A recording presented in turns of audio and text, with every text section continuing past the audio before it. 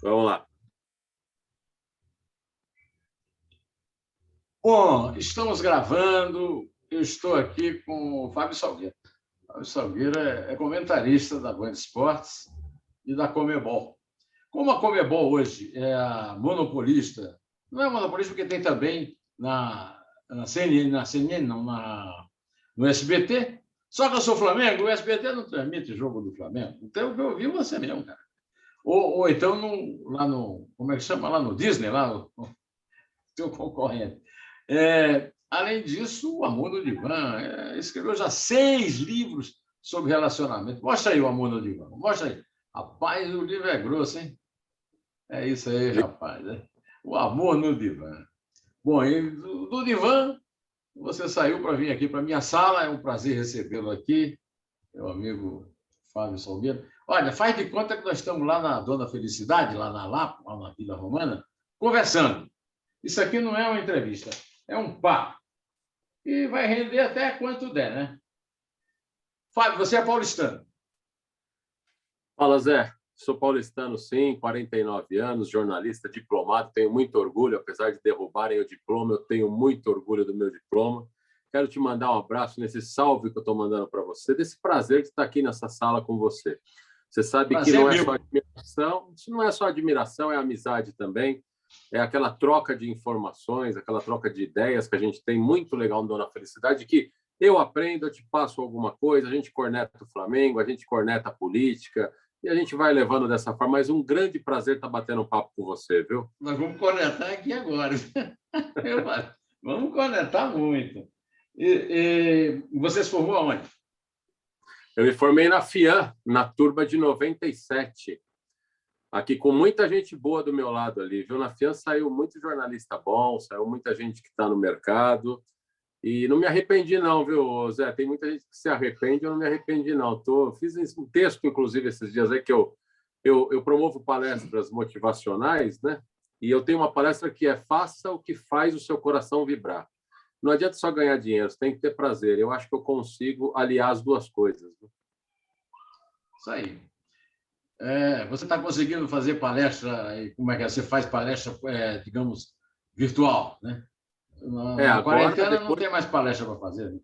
Né? Depois que entrou a pandemia, eu parei. Eu comecei o ano muito bem, fazendo para duas palestras grandes, uma para uma empresa, para um grupo de vendas de uma grande empresa, de uma grande marca, e depois uma outra pessoal, uma pessoa que me contratou para falar mais dos livros, mas depois entrou a pandemia e eu não me sinto seguro ainda, por mais que tenha protocolo, eu não me sinto seguro ainda, Zé, em juntar 50, 60, 100 pessoas para falar, para bater um papo. Eu estou esperando a segunda dose, as coisas eu acho que tendem a melhorar nesse país que contraria tudo, né? Mas eu acho que só depois, lá por setembro, outubro, que eu acho que talvez eu possa acenar com o retorno de alguma coisa. Eu tenho 70 aninhos. Pretendo dia 18 de maio. Em junho, 1º de junho, meu filho mais novo, meu caçulo, o Arthur, completou 2 anos. Não posso me expor, né, cara? Quer dizer, não posso fazer palestra. Eu estou aqui. Nossa renda vai escoando, né? Fazer o quê? Eu prefiro sobreviver, para viver o máximo que eu puder com ele. Né? Mas por que é que eu te chamei para vir aqui? Isso aqui é uma série que eu faço, música popular, mas também faço futebol. Eu conversei com o Afonsinho, né? O que eu vi jogar, você não viu, mas eu vi o Afonsinho jogar lá no Maracanã. O Gerson. Contra mim. Fiz com o Gerson, que foi meu primeiro ídolo no futebol. Eu, como Flamengo, né?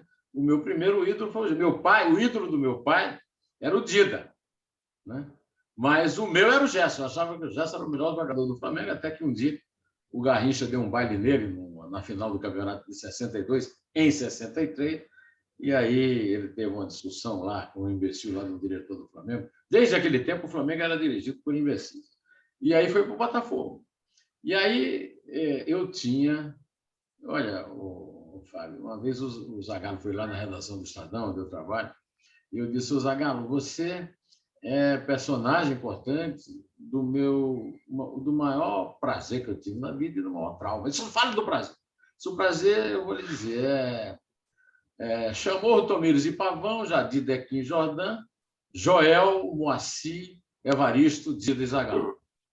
Flamengo, tricampeão em 53, 54, 55. Meu pai era caminhoneiro, foi ao Rio buscar uma carga e buscar outra. Foi ao Maracanã ver o jogo final e levou aquele retrato para cá. Eu falei, e o trauma? Eu disse, o trauma é Garrincha, Didi, Quarentinha, Marinho de Zagallo. E, pô, 3-0 em 62, aquele torto entortando todo mundo lá. Eu disse, pois é. Aí eu vi o segundo Botafogo, que eu fui morar no Rio em 69 e vi aquele Botafogo maravilhoso de Rogério, Gerson, Roberto Miranda, Jairzinho e Paulo César Lima. Minha vida era sofrer, agora não, nem tanto. Né? Mas, olha, sofrer também nas Olimpíadas. Né? Eu resolvi conversar contigo sobre a Olimpíada. Né? Quantas Olimpíadas você já acompanhou na sua vida, Fábio? Desde menino você acompanha a Olimpíada? Eu acompanho. Eu acho que a Olimpíada é o maior evento do esporte, depois da Copa do Mundo, né? Porque envolve todos os esportes. É um momento do mundo que o esporte realmente é uma maior ferramenta de inclusão, é uma maior ferramenta para agregar as pessoas. Então, é um momento maravilhoso. Quando você sente uma Olimpíada de perto, é muito legal. E nós tivemos isso também aqui no Rio de Janeiro, em que pese tudo que envolva, os problemas que envolve aqui o Brasil, mas quando vem um grande evento assim, você mexe com você. Então, eu já acompanhei, essa está sendo a quarta, as outras três eu acompanhei trabalhando diretamente, né? Seja no estúdio, você foi às sedes, não? Não, do Rio de Janeiro. A do Rio de Janeiro eu trabalhei no estúdio, fiquei trabalhando, acompanhando o futebol feminino, acompanhando mais o futebol, porque eu sou um cara especializado no futebol, né? Mas você trabalhando assim, você acompanhando, você é tomado pela emoção de todos os esportes, né? Pelas histórias que envolvem as modalidades, por esses anônimos que aparecem do nada, e aí a gente acaba, quando eu falo a imprensa acaba surfando na onda deles, sendo que eles são esquecidos por 4 anos, mas quando aparecem, todo mundo tira uma casca, todo mundo vira herói, todo mundo vira amigo, né? Mas é uma emoção muito grande. A Olimpíada é um momento mágico. Essa Olimpíada, ela está sendo muito legal, ela está tendo seus heróis, ela está tendo seus vilões também. Só que é uma Olimpíada que falta uma coisa básica, né? Falta o calor humano das pessoas. Né? O que você acha, Zé? Eu acho que falta. Só que eu quero te lembrar o seguinte: você está acompanhando os índices de Covid no Japão, depois da Olimpíada? Oh. Fazer o quê, não tem né? jeito. Não tem jeito, é impressionante. O inimigo é mortal. O inimigo é mortal. Não dá para enfrentar esse inimigo. E os japoneses, apesar de toda a tecnologia, de toda a disciplina, estão sofrendo na carne isso aí. Não tanto quanto nós. Eles não chegaram ainda aos nossos níveis. Ontem eu vi lá, conta 1.400 mortos e estão falando em retomada. Pelo amor de Deus. 1.400 mortos num dia. Está diminuindo, mas a vacina não está crescendo como devia, mas... então, você veja o seguinte, tivemos aí a Copa América, né? Você transmitiu, a TV da Comebol transmitiu a Copa América, né? Sim. Então, mas vamos voltar para a Olimpíada, depois a gente fala na Copa América.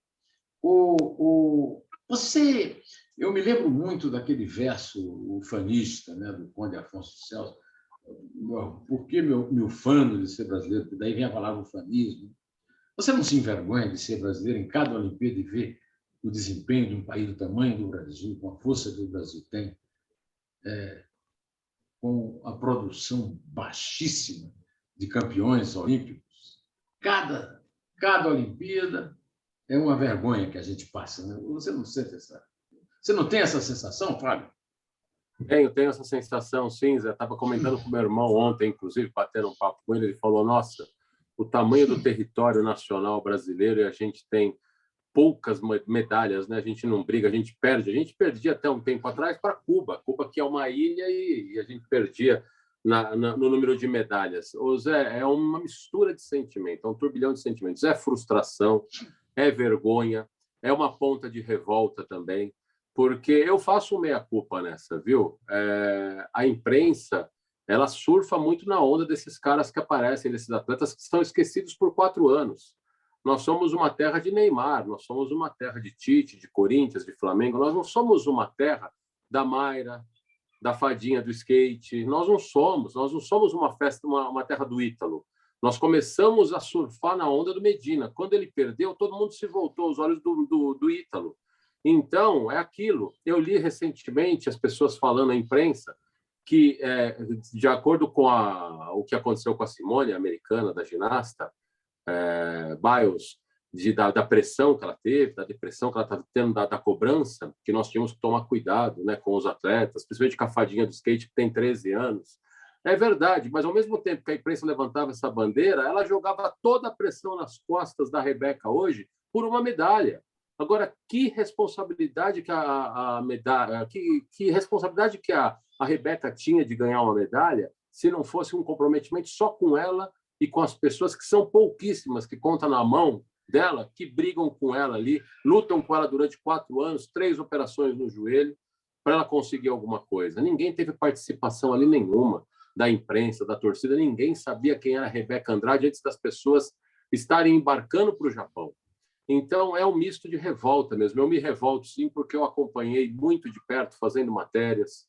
Eu acompanhei essas pessoas, assim, sabe, sem condição alguma de treinamento, sem competição. E chega na Olimpíada, eles precisam mostrar ali todo o rendimento deles, só que eles foram esquecidos durante 4 anos. Tem muito apoio, alguns atletas têm. Tem muito dinheiro voltado, Zé? Tem. Mas esse dinheiro chega para esses atletas para ter toda a condição de trabalho? Eu não tenho essa certeza. Ao contrário. Você sabe que ele fica no caminho. Você sabe que ele fica no caminho. Né? Infelizmente. Mas eu tenho aqui uma visão que é a seguinte: o Brasil é uma vergonha olímpica, basicamente por causa disso aí que você falou, mas principalmente por causa do Estado brasileiro. O Estado brasileiro está voltado exclusivamente para os caras, os manda-chuvas do Estado, os deputados do Centrão, os generais do Exército. Você acaba de ver agora 4 generais, que eu chamei de 4 cavaleiros do Apocalipse, né? O Mourão, o Ramos, o Braga Neto e o Augusto Heleno, todos 4 lá da intimidade da cozinha do Palácio, receberam R$100 mil por mês de salário no mês de junho. Né? Enquanto, numa pandemia dessa, todo mundo perdeu renda, você perdeu renda, eu perdi renda, e muito mais o pobre. Né? Então, o Estado brasileiro é estróina e egocêntrico, e não ao contrário de outros estados, não prestigia a atividade esportiva, nem mesmo o futebol. Né? O futebol, nós vamos falar ainda daqui a pouco do futebol. O futebol brasileiro, em termos de gestão também, é uma vergonha. Então, o que eu vejo, eu queria muito ter um panorama seu a esse respeito, você que é especialista no assunto, é que nós temos um Estado que absorve toda a poupança nacional e rouba, é o que eu chamo de Estado gatuno, e uma sociedade também muito viciada. Você falou dos problemas com a imprensa, a imprensa também é muito voltada para o acontecimento fantástico, a publicidade e tal, e então não cumpre muitas vezes o seu papel social, mas fica isso, eles ficam os heróis do povo. Você veja, você citou aí a Rebeca. A Rebeca Andrade é uma menina que saiu com 9 anos numa favela de Guarulhos. E nós sabemos o que é viver numa favela em Guarulhos, por exemplo, hoje, tá certo? Que não tem como trabalhar, porque quase todos vivem de praticamente de subemprego, e não podem sair para a rua, não podem ter contato. Você e eu trabalhamos em home office, em estudos, em casa. Eles não, a pessoa que está... E ela saiu de casa com 9 anos de idade, né? Negra, discriminada. Quando você vê os índices de mortalidade no Brasil, os negros, 70 e tantos % são negros. Né? Como é que você, com essa experiência que você tem de cobrir a Olimpíada e tal, como é que você acompanha esse heroísmo? Você falou 3 operações que essa moça fez no joelho, saiu de casa com 9 anos, teve uma vida dificílima, né? Nunca teve apoio nenhum de ninguém. Aí, de repente, até por causa da desistência da Simone Biles, que nós vamos falar também daqui a pouco, ela está lá com uma medalha de prata, quase ganhou o ouro. São campeões do povo, que não consegue sequer ter a própria poupança, porque o Estado fica com tudo, os políticos gatunos ficam com tudo. É verdade, José. Você sabe que no meu poder de observação, eu fico vendo, eu fico avaliando, e o que me chamou a atenção, ela, desde das classificatórias, ela mostrava um semblante de muita calma, de muita concentração, em nenhum momento ela perdeu, ela deu o máximo dela, e quando ela cometeu 2 erros hoje, que custaram ouro e caiu para o prata, foram 2 erros que estavam no repertório dela, não tem problema algum. Tem problema porque pode ter frustrado, mas ela não se sentiu frustrada. Mas por que ela mantinha esse poder de concentração? Porque em nenhum momento, nem do hino, no momento que ela subiu e recebeu a medalha, nem no momento que ela deu entrevista, ela não derramou uma lágrima. Sabe por quê? Porque ela aprendeu a viver na dor. Ela cresceu no esporte, na base do sofrimento, não esperando nada de ninguém. Então, eu tenho certeza que na mão dela tem 3, 4 pessoas que ela guarda no coração, que foram as pessoas que levaram ela até hoje no Japão para ganhar essa medalha histórica, a primeira medalha da ginástica brasileira feminina. Então, ela não derramou uma lágrima. Você pode observar em todas as entrevistas, quando saiu a nota, ela ficou feliz. Mas por quê? Não é que ela é insensível, é porque ela aprendeu a sofrer. E chega uma hora que, quando você aprende a sofrer, você não derrama mais lágrimas, você vai à luta. Você sabe que eu estava vendo uma matéria na internet aqui também, o Claudinei Quirino, que é também atleta olímpico, era corredor, atingiu o seu ápice também com medalha. Ele falou, com relação a Rebeca Andrade, ele comentou, eu passei fome, eu não tinha comida para ir treinar, entendeu? Então, assim, é uma realidade que revolta. José, eu vou estender um pouquinho só um outro comentário que eu fiz com meu irmão, que é o meu grande amigo, que a gente conversa muito. Eu moro em São Paulo, na Zona Sul, você está em São Paulo também. Eu tenho 49 anos, nunca saí dessa cidade. Há muitos anos eu não vejo tanta gente na rua pedindo comida, não dinheiro, comida. Tanta gente jogada na calçada sem ter onde morar. Olha o negócio. Disponível para o contágio do coronavírus. Isso. Sem dúvida, sem dúvida. Eu não saio mais à rua, praticamente. Hoje, por exemplo, eu fui ao dentista. E aí você vê as pessoas estiradas na calçada, como nunca. Nós estamos acostumados a ver isso, mas você tem toda a razão, como nunca antes. E a Rebeca saiu, digamos, da calçada, né? Com 9 anos. Eu saí de casa com 10 anos. Só que eu estava conversando isso agora com a minha mulher, Isabel, essa que está aqui, ó. Aqui, ó. A Isabel, você conhece? Você conheci. Então, eu sou um privilegiado, eu sou bisneto de um coronel da Guarda Nacional, latifundiário do Nordeste. Então, não sou rico, sou pobre, mas nunca passei necessidade na vida. Agora fico pensando numa pessoa como a Rebeca, né? E dentro dessa... você vê também assim, um orgulho que ela despertou em pessoas. Uma vez eu fui a Caracas e vi em Caracas um ginásio lotado, vendo a exibição de Nádia Comaneci, que foi a grande estrela romena da ginástica ali nos anos 70. E que deu parabéns para a Rebeca hoje. E hoje cumprimentou a Rebeca. Simone Biles, sobre quem nós vamos falar daqui a pouco, cumprimentou a Rebeca. Quer dizer, essas pessoas sabem... me lembrou agora, Fábio, a famosa frase da Elza Soares, quando foi se apresentar no programa de calouros do Ari Barroso, e um cabelo enorme, aquela cara de ET, sei lá, e o Ari Barroso, muito gozador, né? Minha filha, de onde é que você vem? De que planeta você vem? Ela disse, seu Ari, eu venho do planeta Fome. É isso aí. A Rebeca Andrade saiu do planeta Fome para ir ao Japão buscar uma medalha de prata. E pode ganhar ouro. Ela ainda disputa 3 equipamentos, se eu não me engano. Ela disputa, ela é muito forte, inclusive no salto do cavalo, ela é muito forte. Eu acredito que ela possa levar mais uma medalha, o que seria um prêmio maravilhoso para ela. Ela tem muito potencial. Ela é muito jovem. Ela passou por 3 operações no joelho, onde ela se recuperou não só clinicamente, mas emocionalmente, porque, nesse caso, eu acompanho de perto essas tragédias que são para atletas o problema é no joelho, né?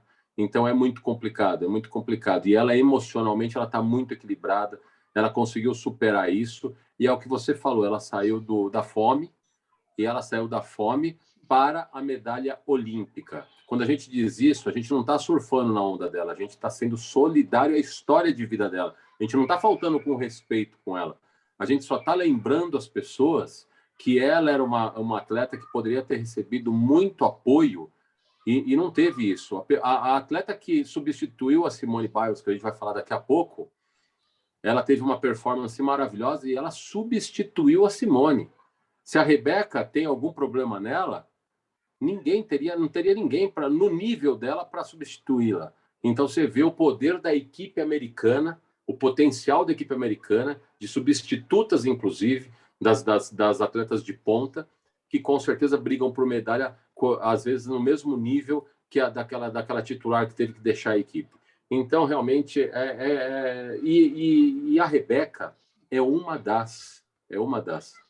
O Ítalo Ferreira, que ganhou a medalha de ouro, quando todo mundo pensava que era o Medina, ele foi lá e ganhou do japonês que derrubou o Medina, daí é uma outra história, porque o VAR é polêmico, inclusive na Olimpíada, porque o VAR, Zé, o VAR é comandado pelo homem, Zé. Não vai ter a certeza nunca, Zé. Errar é humano, seu Fábio. E o VAR não é humano, mas quem controla é. Mas, olha, você falou da questão da sucessão e me lembrou o seguinte.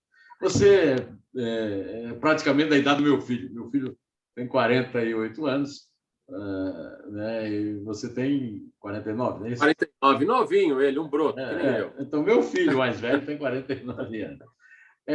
Eu convivi com Adhemar Ferreira da Silva. Adhemar Ferreira da Silva talvez tenha sido assim, a primeira grande lenda olímpica brasileira.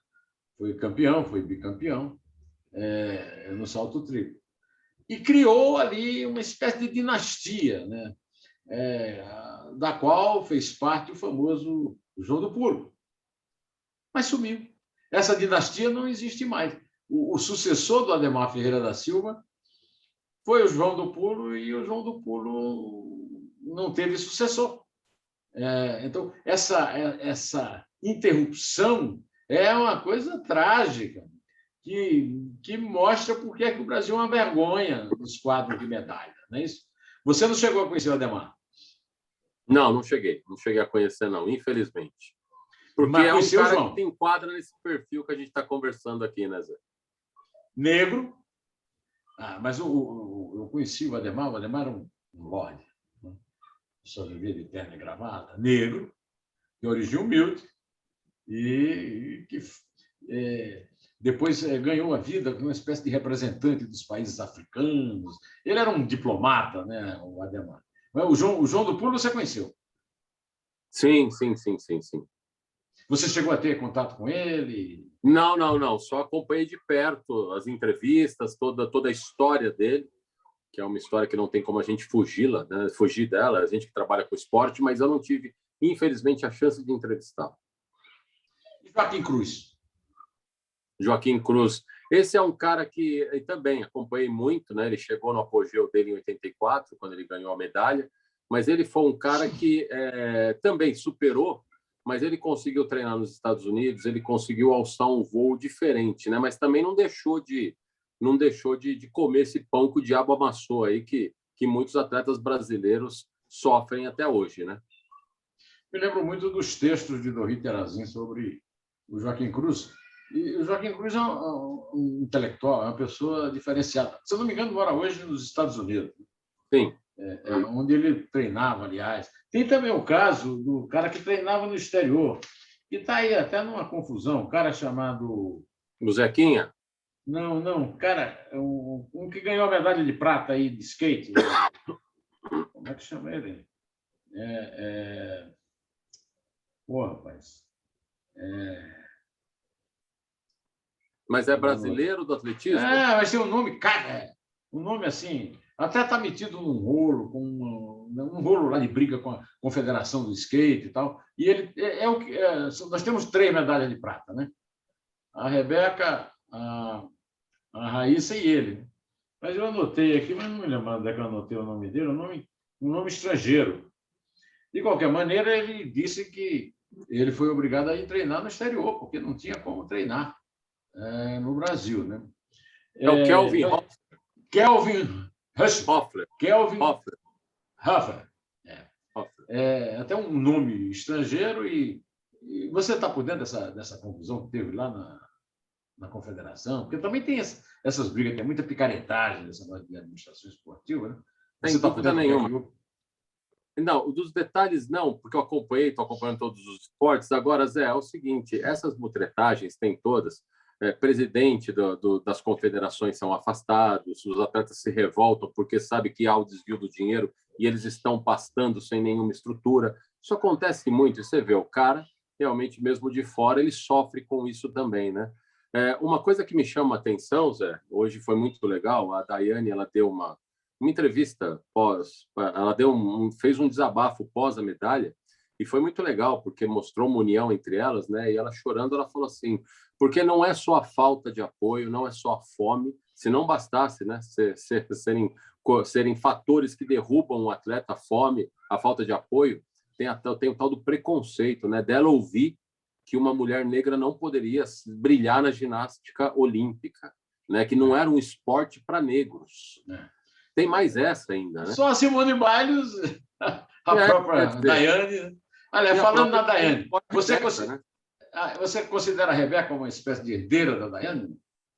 Você viu as performances da Daiane? Né? Vi, sem dúvida nenhuma. Lembra da mitologia da Daiane? A Daiane deixou alguma herança que terminou na Rebeca? Eu acho que essa medalha da Rebeca tem muito da Daiane, tem muito da Daniela Hipólito, tem muito da Jade Ferreira, tem muito dessas percursoras que abriram as portas. E eu tenho certeza absoluta que a Rebeca, na postura dela hoje, da arrogância zero, ela sabe que essa medalha tem muito dessas meninas que abriram as portas.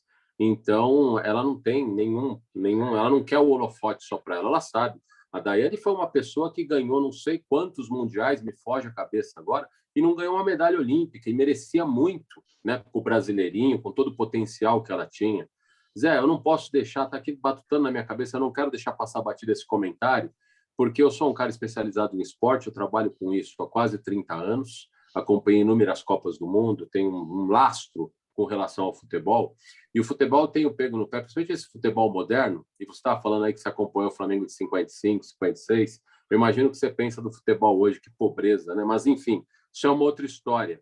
Agora, se o Brasil não tivesse ganho o futebol, a medalha de ouro olímpica no Rio de Janeiro, nos Jogos do Rio, ou se não ganhar agora, depois você me cobra, lá no Dona Felicidade, a gente bater no papo quando a gente puder voltar lá. Pergunto para você, eu duvido que algum jogador fique com a medalha de prata mais de 10 segundos no pescoço. Eles tiram e quer jogar fora. Eles não dão valor para a medalha de prata.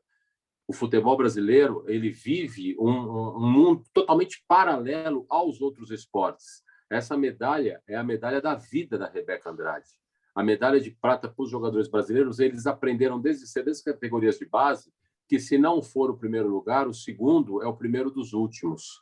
Na Eurocopa agora, você vê como o futebol ele é realmente um mundo paralelo. A Itália ganhou a medalha de ouro na Eurocopa.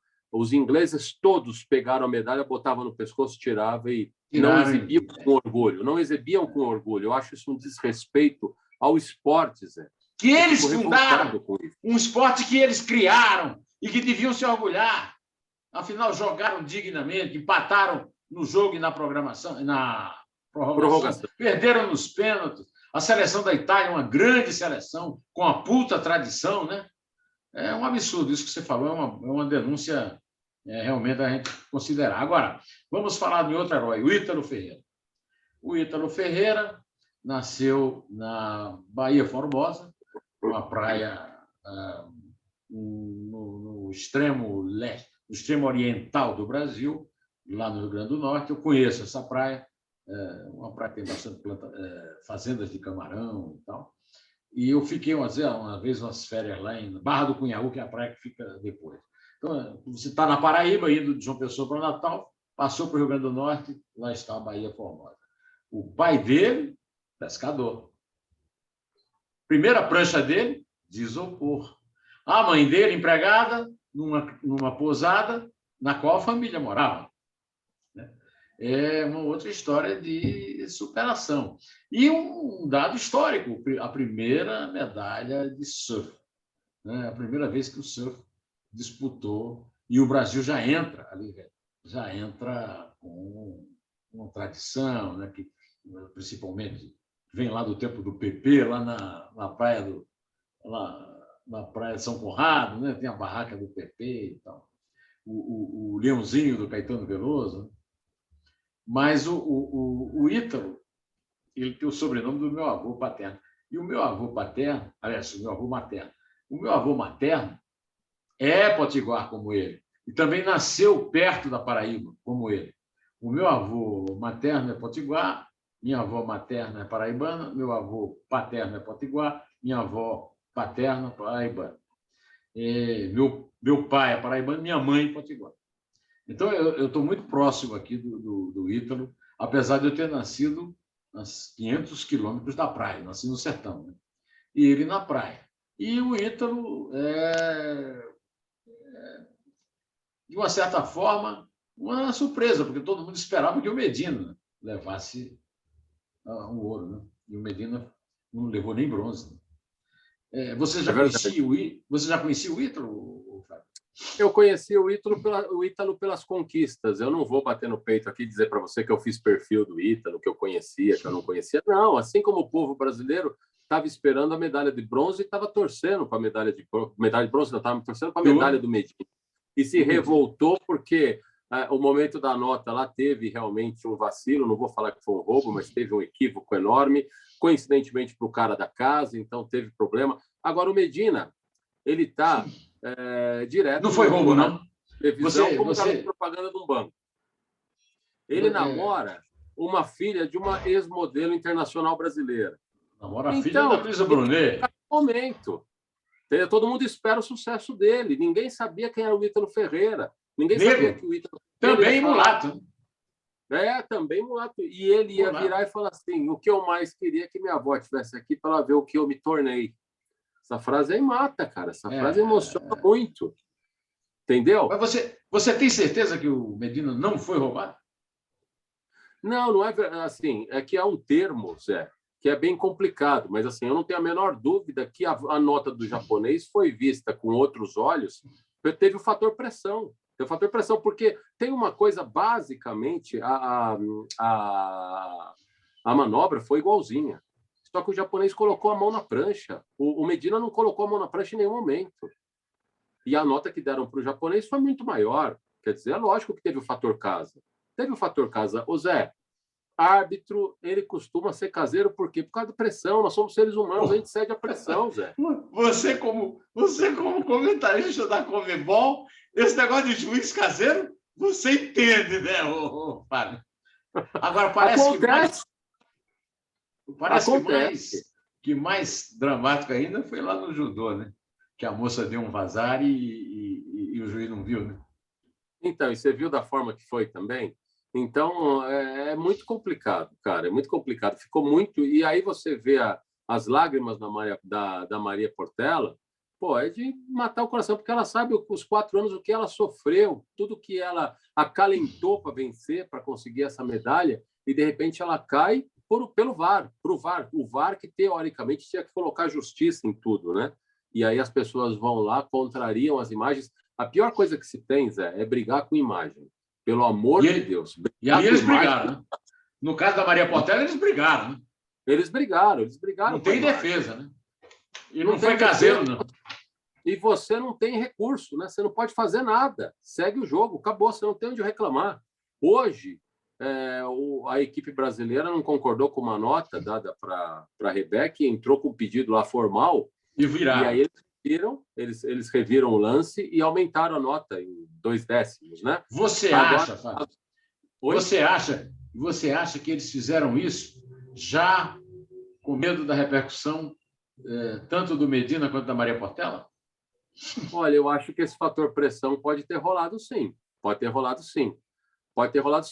É que nem desculpa que eu trago exemplos do futebol para nós aqui. Você quer focar a Olimpíada, mas é que tem a ver com todo o processo. Eu estava num churrasco uma vez de final de ano, acabou a temporada, com o Mano Menezes, e ele me falou assim, Fábio Salgueiro, quando um atleta meu vai reclamar de um pênalti marcado, ele tem certeza absoluta que não vai voltar atrás. Mas ele não está reclamando daquele pênalti, está reclamando da falta da próxima falta.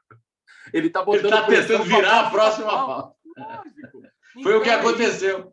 A Rebeca ganhou o que a Maria perdeu e o que o Medina perdeu. O Medina também perdeu ali. Com certeza eles estavam pressionados, porque todo mundo vê todo mundo lê sobre todo mundo numa Olimpíada, todo mundo sabe o que está acontecendo, direto e indiretamente, porque, por outro lado, a cobertura é enorme também.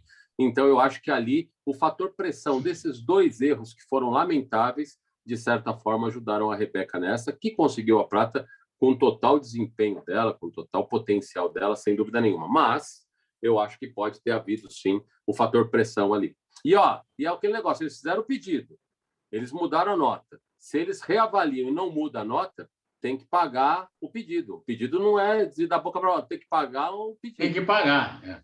Agora, veja bem, falar em pedido pago e arbitragem, uma coisa que me incomoda muito é no futebol. Já que você gosta de falar de futebol, vamos falar de futebol. Não tem nada a ver com a Olimpíada, então a arbitragem da Olimpíada é outra coisa, mas também não são árbitros profissionais, né? Lá, todos são. Os árbitros dos Jogos Olímpicos são profissionais? Vivem só da arbitragem? Depende muito do país. Eles vivem da arbitragem. Porque no futebol tem esse problema. O futebol hoje é um dos maiores negócios do mundo. E os árbitros são amadores. Então não tem como ter arbitragem que preste em lugar nenhum. O jogo pode ser o melhor jogo do mundo. O juiz sempre vai ser ruim. O juiz sempre vai ser ruim e tem importância. Eu acho que o VAR é um grande achado. Mas é o que você diz, o cara que está lá, e é ele que diz. Aliás, o juiz de campo é que decide. O VAR mostra para ele de novo, no ângulo e tal, mas é ele que decide. Então, como é que faz para resolver isso? Não, então, e o árbitro não é um detalhe pequeno, né? Não, é o dono do jogo. É o dono do jogo. E seja no tênis de mesa, seja em todo. Depois dos atletas, o árbitro é o cara que define a coisa. Mesmo com o VAR, tem algumas marcações, e o VAR não tem uma leitura até hoje correta dos torcedores, há muito equívoco na leitura, mas até hoje tem algumas posicionamentos do árbitro que nem o VAR muda. O árbitro continua sendo o cara que tem a total autoridade no jogo das marcações. O VAR mostra, mas ele é que decide. Ele que decide. E nem mostra tudo. Tem lance aí que não se resolve, porque você no fim não tem um determinado ângulo, não é isso? Eu já vi erro terrível cometido pelo pessoal que pilota o VAR. Mas esse não é o caso da Olimpíada, mas nós não vamos sair ainda da Olimpíada, porque eu queria que você falasse um pouco sobre... Olha, você é um cara que escreve sobre relacionamento, então que tal você falar um pouco sobre o relacionamento da Simone Biles com ela mesma? É verdade. Você sabe o que houve, Zé? Vou falar no popular, né? Espanou, né? Espanou a pressão, né? Espanou, porque o fato de você ser uma medalhista olímpica, de você ser uma grande estrela mundial, de você ter uma conta recheada de dinheiro, não significa que você não vai ter problema na sua vida, inclusive emocional e psicológico. Isso o dinheiro não compra. Não quer dizer que vai te dar superpoderes, você vai ser um super-herói e você vai conseguir se manter no topo o tempo todo. Isso não existe. Você espana. Você espana. O sucesso, ele faz o bem, ele transforma a pessoa num atleta mundial, num superastro, mas ele cobra um preço também. E a gente vê muitos astros aí que acabaram entornando o caldo porque não aguentaram a porrada, desculpa o termo, que é o sucesso. Então, ela preservou. Eu não sei até que ponto, essa informação não tenho, que ela conversou com os treinadores ali que receberam essa notícia, mas eu tenho certeza absoluta que ela mostrou uma força de decisão para chegar e abrir mão. É mais ou menos voltando ao futebol novamente, é mais ou menos de hoje. Infelizmente, hoje nós temos só o Neymar como o cara diferente na seleção. Ele virar e falar assim, eu não vou para o jogo porque eu não estou legal psicologicamente. Nenhum treinador vai aceitar isso aí. Então, ela teve, dentro do poder dela de decisão, das medalhas que ela conseguiu, da posição que ela tem no cenário da ginástica olímpica americana, ela bateu o pé. E ela, por quê? Porque ela tinha certeza que o erro que ela cometeu, ela não comete, Zé. É primário, né? É primário, é primário. E então, depois o seguinte, comete um outro erro mais grave, ela pode se machucar gravemente.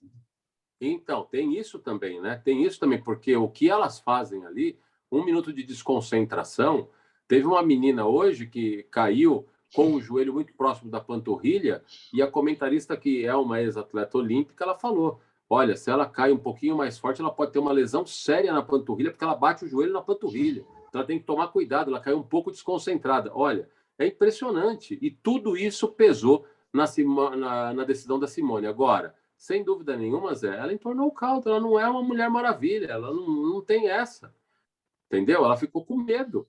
É aquela coisa que falam, né, que o Ronaldo na convulsão em 98 ele tinha amarelo. Eu me lembrei desse caso. Quer dizer, o caso da Simone é semelhante ao caso do Ronaldo na decisão da Copa da França. Ela não teve nenhum. Foi a primeira coisa que eu me lembrei. Ela não teve nenhum ataque desse, mas o Ronaldo foi um cara que talvez tenha cedido à pressão, né? Ele não aguentou também, entornou também espanou, né? Você apertou demais, chegou uma hora que você espana. Não tem essa. E aquele negócio que eu reitero, o fato dela ser uma atleta hoje, uma das principais atletas do cenário mundial envolvendo grandes estrelas, não a torna uma Mulher Maravilha, um super-homem, não a torna uma mulher assim que realmente não vai sentir a pressão em nenhum momento. Lógico que vai sentir. Isso é normal. Não tem essa. Tem grandes atletas aí que chega uma hora que espana de alguma forma. De alguma forma. O sucesso, muitas vezes, faz mal aos grandes atletas, por exemplo, né? Então, por exemplo, o sucesso acabou com o Maradona quando ele foi jogar no Napoli da Itália. Por quê? Ele espanou, ele cedeu aos falsos amigos, à máfia italiana, e ele acabou. E entrou na droga, né? Entrou na droga, né? O caso do Adriano. Uma fraqueza o caso dele. do Adriano, imperador, né? Não é o caso do Messi, mas o caso do Messi também lembra Simone Biles. Né? O Messi é autista, não é isso? Isso. E ele tem uma coisa, um comportamento estranho quando ele joga pela Argentina. Né? Aí as pessoas esquecem que ele não é argentino, porque, na verdade, ele joga desde criança no Barcelona. E agora falaram tanto que ele ia sair, parece que ele não sai, né? Parece que ele não vai sair. E você citou uma coisa en passant que a gente não podia deixar de citar, você foi preciso na tua lembrança, o Adriano Imperador, cara.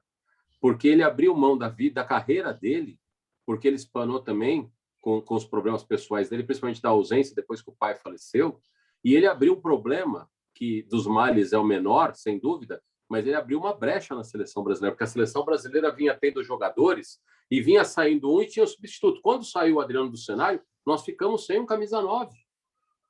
Nós ficamos sem um camisa 9 até hoje, praticamente. Entendeu? Então, o Luxemburgo, numa conversa comigo, ele falou: Salgueiro, depois que o Romário acabou e o Ronaldo Fenômeno acabou, era o Adriano. O minuto que ele abriu, a mão da carreira dele, nós ficamos sem um cara. Quando saiu o Careca lá atrás, veio o Romário. Quando saiu o Romário, veio o Ronaldinho. Quando saíram esses jogadores, o Adriano deixou uma lacuna no futebol brasileiro, na camisa 9 da seleção brasileira. E ele era um cara chamado Imperador e ganhava milhões na Itália, e ele espanou. E voltou para o churrasco na laje, na favela. E se metendo com miliciano, com favela. E eu vou te falar uma coisa, viu, Zé? Eu falo isso até com tristeza, tá? Mas o Adriano hoje, ou mais para frente, ele vai dar um ótimo personagem de cinema, contando a história dele. É uma puta história, né? Mas olha, e a Copa América?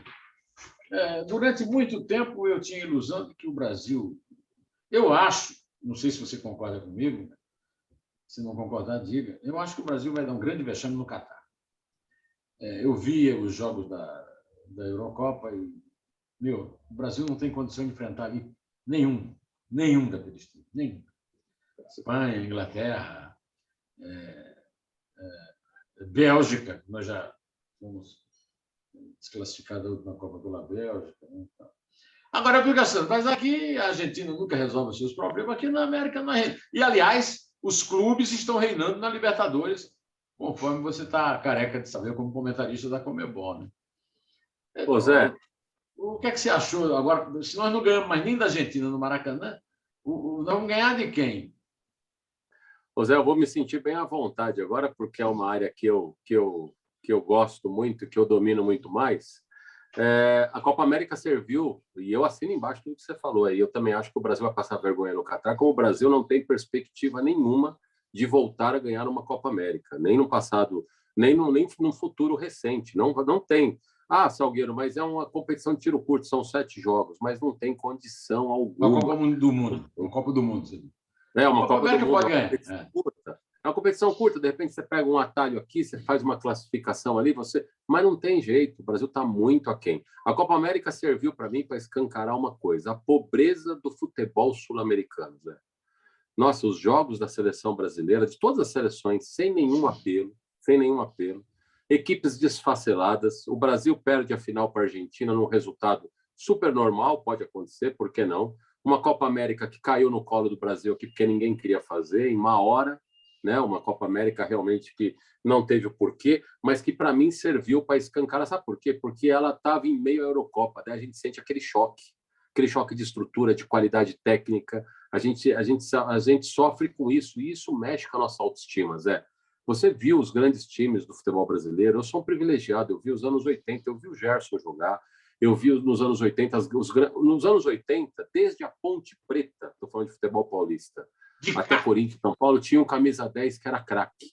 De cá. Craque. Careca, né? Caiu tua imagem. Agora hoje nós não temos um camisa 10 de que possa chegar e falar assim, esse faz jus à camisa 10, porque o camisa 10 a gente sempre espera algo diferente dele. Nós não temos hoje.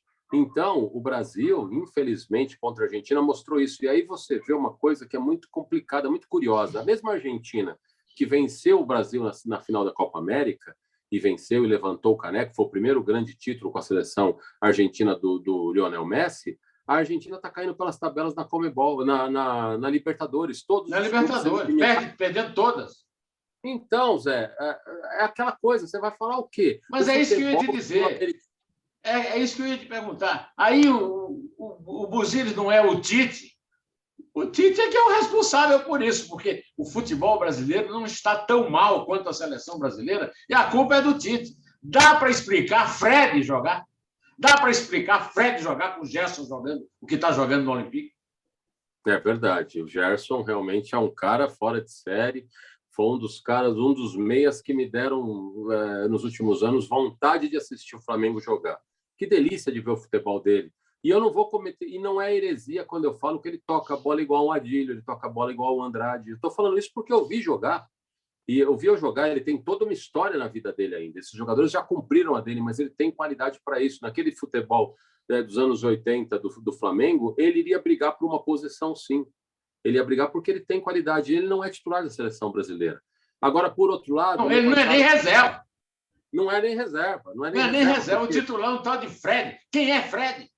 Ele teve um ruído numa das convocações aí, e a CBF, dentro da arrogância que ela tem, as pessoas que trabalham lá vestem a carapuça da arrogância também, acabaram colocando ele na geladeira. Agora, Zé, eu vou te falar uma coisa, viu? Levantou-se uma bandeira de que o Tite teria que sair da seleção brasileira pelo fato não só da derrota, mas pelo fato dos resultados dele, que são ótimos, né? Os resultados dele são ótimos, mas ele perdeu o jogo que ele não podia perder, que era contra a Bélgica na Copa do Mundo. Sim. Agora eu te pergunto uma outra coisa. Eu até achei também que teria que dar uma renovada nas ideias, nas convocações, no jeito de jogar da seleção brasileira. Por um momento eu cheguei a essa conclusão também, mas eu te pergunto, eu vou te devolver essa pergunta agora. Vai colocar quem no lugar do Tite, ô Zé? Você vê um nome. Renato Gaúcho, para mim, não é o cara de seleção brasileira. Jorge Jesus. Outro. Pepe Guardiola. O Guardiola deu uma entrevista e falou que eu aceitaria, que eu dirigia amanhã na seleção brasileira. Pepe Guardiola disse uma coisa maravilhosa, que eu concordo. O maior time que ele viu jogar na vida foi Gilmar, Djalma Santos, Bellini, Orlando e Newton Santos, Zito e Didi, Garrincha, Vavá, Pelé e Zagallo. E eu já vi 10 vezes aquele jogo com a Suécia. Pelo amor de Deus! Quer dizer, então, Pepe Guardiola, Jorge Jesus. Olha, eu não sei, o Renato Gaúcho, vamos ver se ele ganhar a Libertadores aí para o Flamengo. Não é muito provável, mas digamos que ele pode aí se candidatar.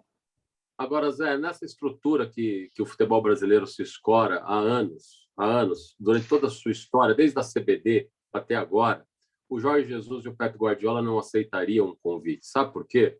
Por exemplo, o Pepe Guardiola vai ser avisado que, por força de contrato, de 3 a 4 nomes da convocação ficam pelo patrocinador que escolher, que é a Nike. O Pepe Guardiola não trabalha dessa forma, Zé. Jorge Jesus não trabalha dessa forma. Entendeu? E o Tite não devia trabalhar dessa forma, porque o Tite é campeão mundial. Né? Ele foi campeão do mundo. Forma que ele não fala abertamente, o Muricy deu as costas para a seleção por causa disso também. Ele não fala abertamente que ele é um cara ético, mas é isso. E nos anos 87, se eu não me engano, quando era o Ulisses Henrique Guimarães, me fugiu o nome do presidente da CBF, o Cilinho entrou na reunião... Heleno. Era o Cilinho saiu da reunião falando, não serei técnico da seleção, eu vou seguir... O Cilinho não aceitou lá também, porque essa baderna chamada CBF, é isso que eu ia te falar. Ricardo Teixeira, Zé Maria Marim, Rogério Caboclo, pelo amor de Deus, é um escândalo todo dia. Não dá para entrar numa jogada dessa, não é? E os interventores que colocam agora para intervir no processo, você dá risada. Se você acompanhar um pouco do futebol, você sabe que realmente não muda nada, né? Só mudaram as moças. Quando entrou o Caboclo, eu pensei no pai dele. Pô, o pai dele é velho. O pai dele, eu era muito amigo, não era amigo do pai dele, mas eu fui muito amigo de Manuel Martins, de Laudo Natel, e sou até hoje, talvez, o maior amigo do Benedito Rui Barbosa, que era diretor do São Paulo na época. Né? Mas, naquele tempo, o São Paulo ganhava o campeonato com o governador Laudo Natel e o general Humberto Souza Melo no banco. Então, ali era mais fácil ganhar, né? mas peraí. Não, mas você pode dizer, mas peraí, cara, contrataram o Gerson, contrataram Pedro Rocha. Pô. Merecia ganhar mesmo, estou brincando. Pois é isso aí, mas olha, antes da gente terminar, eu queria saber de você o que é que você acha dessa subserviência à data FIFA, hein? Porque o único futebol do mundo em que a competência é punida é o futebol latino-americano, em que as datas FIFA tiram dos clubes os seus maiores patrimônios. Né? Eu, por exemplo, eu não sou muito fã dessa direção do Flamengo, que é um bando de bolsonarista, bandido, né? E acho, por exemplo, um absurdo o que eles fizeram com o Pedro, não deixando o Pedro ir para a Olimpíada. Mas o que fizeram com o Pedro foi bom para o Brasil, porque entrou o Richarlison e está fazendo gol, e o Pedro não está fazendo gol. De qualquer maneira, datas FIFA tem que suspender esse calendário estúpido no futebol brasileiro, você não acha? Sem dúvida. Você lembra que a gente estava falando do Brasil num passado, num futuro recente, não ganhar a Copa do Mundo? O Brasil poderia começar a ver um pouquinho de luz no fim do túnel se mudasse o seu calendário. Com o problema da CBF agora, os clubes, se tivessem clubes com presidentes sem rabo preso, com presidentes independentes, com presidentes focados, e não no cargo para ganhar vantagens do cargo, mas para servir realmente as agremiações, a grande chance de sair a liga seria agora. E aí poderia dar uma guinada porque a gente está na contramão da história. Não adianta, a gente está na contramão da história, e isso bagunça tudo.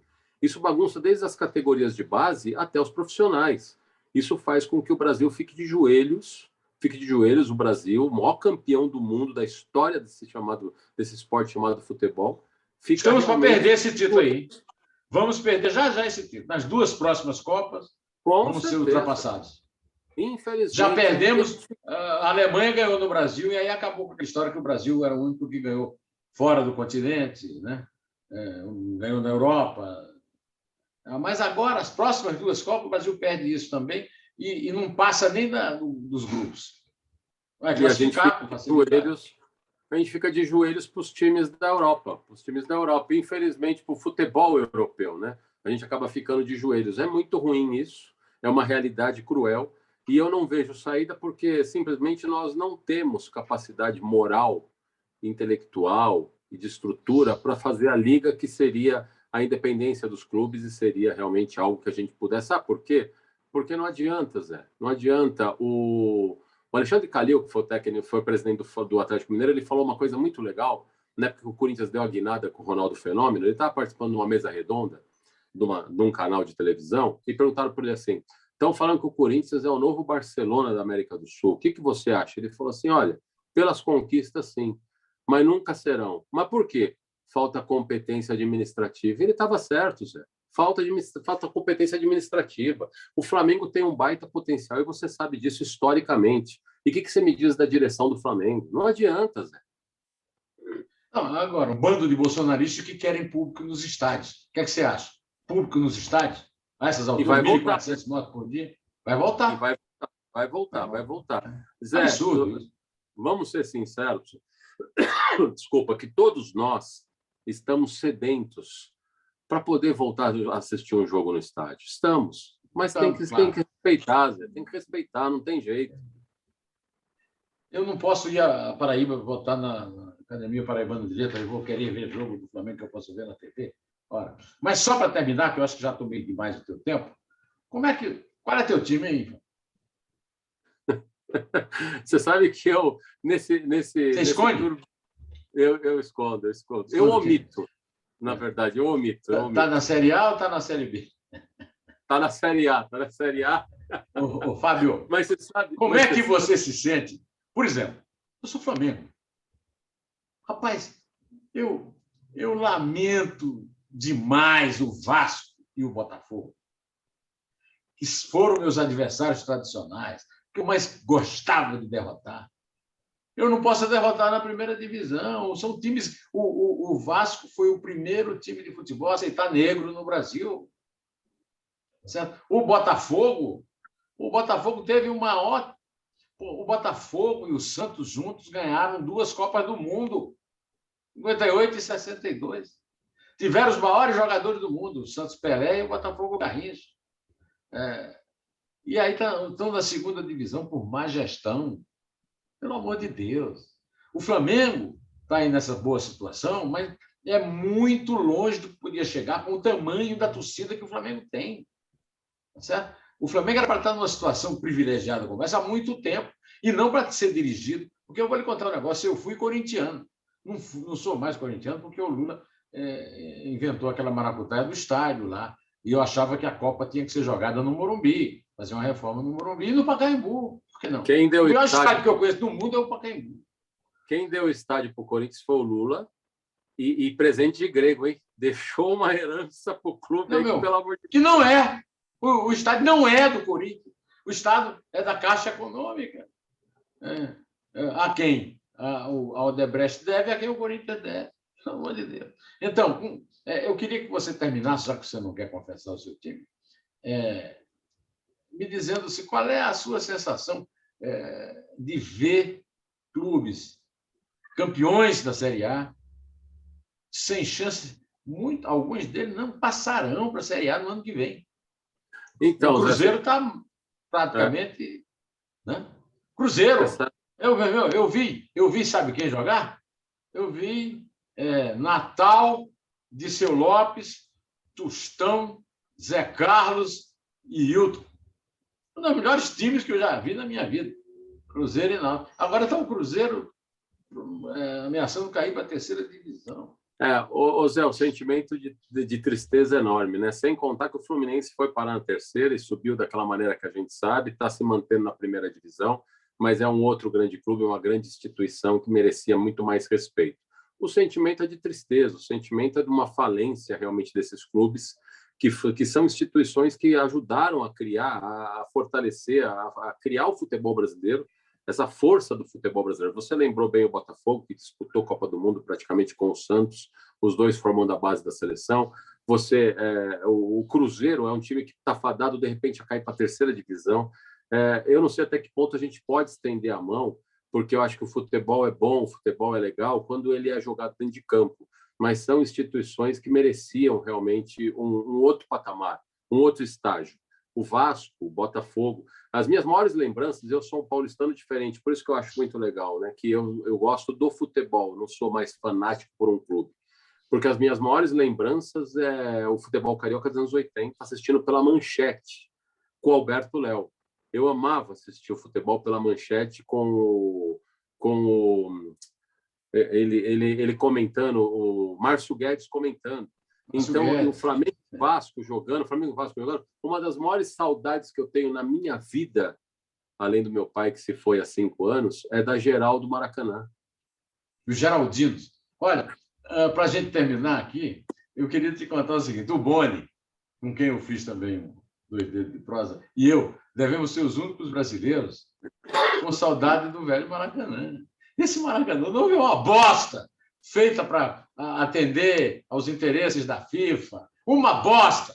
É uma desonra ao Mário Filho e a quem fez o Maracanã. O maior templo do futebol mundial foi transformado numa bodega. Infelizmente.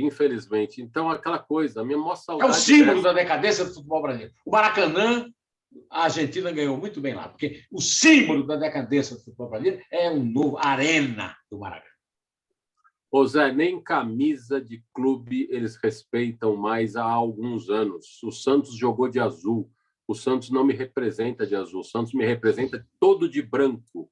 Que, aliás, é o mais lindo uniforme do futebol brasileiro. Sem dúvida nenhuma. O Santos todo de branco. Campeão do mundo. Campeão do mundo. É isso aí. Vai, mostra de novo a capa daquele livro que eu quero fazer uma propaganda dele. Como é que é? Isso aqui... O amor está no divã, mas foi para ficar no divã, está dormindo no divã ou vai acordar? Isso aqui é bom. Isso aqui são reflexões e pensamentos. Você vira ele aqui, ó, é um outro livro, Zé. É meu primeiro romance barra drama. Ah, Doce Destino. E daí você vem na orelha aqui, tem uma chamadinha, o meu primeiro conto erótico. Tem 3 obras no mesmo livro. Graças a Deus, recebendo um feedback maravilhoso. E eu quero convidar todos para seguir aí as minhas redes sociais. Estou no Instagram, com F Salgueiro 72, F de faca Salgueiro 72. Estou no Facebook e estamos em todas as redes aí. Estou no Twitter também com F Salgueiro 72, falando de futebol, falando de postura profissional, de relacionamento também das pessoas, enfim, que as pessoas estão cada vez mais complicadas de se relacionar, né? A intolerância está enorme e você é um casal, você forma um casal aí que é um casal legal, porque mostra que tem tolerância, mostra que tem carinho, mostra que tem respeito. Eu gosto muito de vocês. E esse livro aqui eu preciso te entregar para você dar para a patroa. Isso aí. Para você dar para a patroa. O amor no divã para dar para a Isabel. Maria Isabel, doutora em História pela USP e a dona do meu coração e da minha vida. É isso aí. Junto com o meu Arthur. Arthur em homenagem a 2 brasileiros. A um brasileiro e a um francês. Arthur Rimbaud, meu poeta favorito. E Arthur... Quem mais? Quem é o outro? Arthur Antunes Coimbra. Opa, Coimbra! Irmão de Eduardo Antunes Coimbra. Irmão de Coimbra e Antunes do Fluminense. Zico, meu ídolo verdadeiro. O Galinho de Quintino. O Galinho de Quintino. O Galinho de Quintino. Olha aqui, muito obrigado, meu caro amigo Fábio. Foi um prazer grande ter você aqui. E logo estaremos de volta, voltando a conversar aqui. Desculpe ter tomado seu tempo aí. Imagina.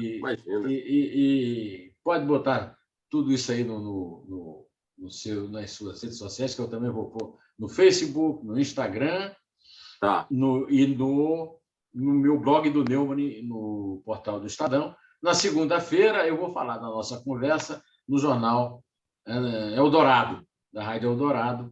Eu tenho um comentário às 7h35 da manhã, e sempre o último comentário eu reproduzo esse vídeo que estará lá, nessas alturas, no blog do Neumann. Sim, vai estar também no meu site, Estação Neumann, neumann.com. Tá? Abraço grande, prazer. Desculpa o tempo todo que eu lhe tomei. Imagina, foi um prazer. O papo, quando é bom, é que nem jogo bom. Passa voando, passa voando. E aqui o nosso nem juiz muito tem. Obrigado. Nem vá tem. Nem vá, graças a Deus. Abraço grande, Fábio Abração, Salgueiro. Zé. Obrigado, viu? Meu amigo. Forte Tchau. abraço.